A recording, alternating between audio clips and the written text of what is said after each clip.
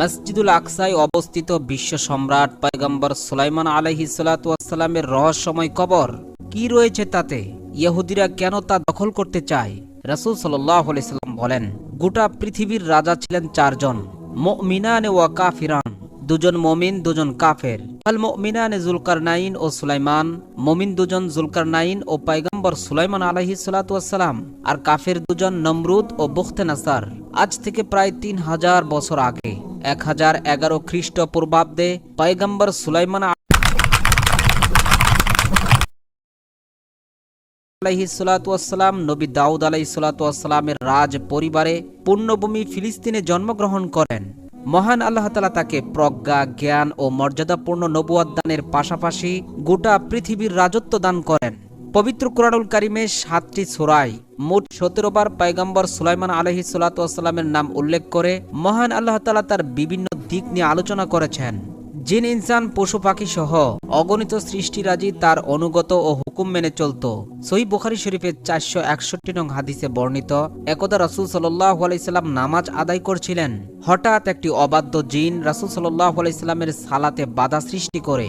রাসূল সাল্লাল্লাহু আলাইহি সাল্লাম বলেন, ফাআরাদতু আন আরবাতাহু ইলা সারিয়াতিন মিন সাওয়ারিল মসজিদ, আমি ইচ্ছা করেছিলাম যে এই জিনকে মসজিদের খুঁটির সাথে বেঁধে রাখি, যাতে ভোরবেলা তোমরা সবাই তাকে দেখতে পাও এবং মদিনার শিশুরা তার সাথে খেলা করে। কিন্তু আমি তা করি নাই, শুধু আমার ভাই সুলাইমান আলাইহিস সালাতু ওয়াস সালামের কথা স্মরণ করে। কেননা পয়গম্বর সুলাইমান আলাইহিস সালাতু ওয়াস সালাম আল্লাহ তাআলার কাছে দোয়া করেছিলেন, রব্বি গফিরলি ওয়া হাবলি মুলকান লা ইয়ামবাগি লি আহাদিম মিন বাদি ইন্নাকা আনতাল ওয়াহ্হাব। হে আমার পালনকর্তা, আমাকে মাফ করুন এবং আমাকে এমন সাম্রাজ্য দান করুন যা আমার পরে আর কেউ পেতে পারবে না। নিশ্চয়ই আপনি মহাদাতা।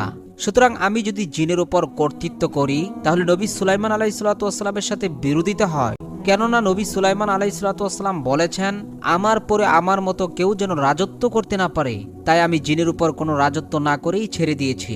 সুবহানাল্লাহ। এজন্যই তো সুলাইমান আলাইহিস সালাতু ওয়াস সালাম তার এই বিশাল সাম্রাজ্য পরিচালনায় পৃথিবীতে যত অবাধ্য জিন ছিল তাদের সবাইকে তার রাজ দরবারের বিশেষ এক কক্ষে আবদ্ধ করে রেখেছিল এবং তাদের মাঝে যারা বেশি উচ্ছৃঙ্খল ও দুষ্কৃতিকারী ছিল তাদের দ্বারা পবিত্র বাইতুল মুকাদ্দাস নির্মাণের কঠিন গুরুদায়িত্ব অর্পণ করেন। বর্তমান যে বাইতুল মুকাদ্দাস দেখছেন তা হলো খলিফা হযরত উমর রাদিয়াল্লাহু তাআলার হাতে নির্মিত। আর জিন জাতির তৈরি বাইতুল মুকাদ্দাস, সেটা রাজা বুখতেনাসার জালেম শাসক পবিত্র বাইতুল মুকাদ্দাস বহু আগেই ধ্বংস করে দিয়েছে। তবে তার ধ্বংসাবশেষ এখনো রয়েছে। বর্তমান বাইতুল মুকাদ্দাস মসজিদের পাশেই মাটির নিচে এখনো সেই মসজিদের অংশ বিশেষ রয়েছে। সে দেয়ালগুলোর গাঁথুনিতে যে সকল ভারী পাথরখণ্ড ব্যবহার করা হয়েছে তা জিন জাতি সমুদ্রের অতল গহ্বর থেকে নিয়ে এসেছে।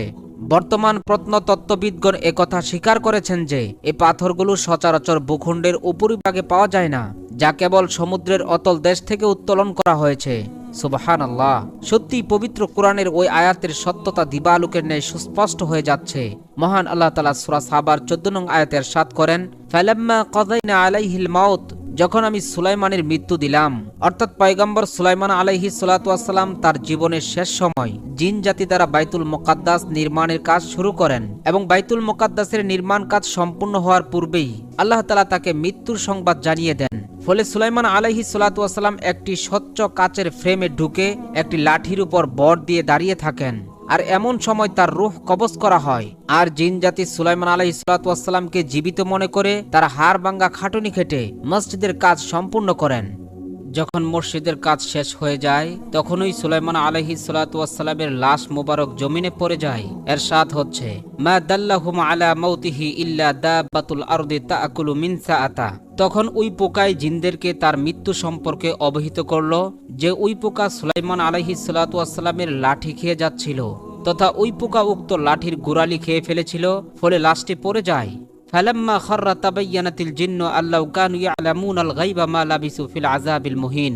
অতঃপর যখন তিনি মাটিতে পড়ে গেলেন তখন জিনেরা বুঝতে পারল যে যদি তারা অদৃশ্য বিষয় জানত তাহলে তারা মসজিদ নির্মাণের এই হাড়ভাঙ্গা খাটুনির আযাবের মধ্যে আবদ্ধ থাকতো না।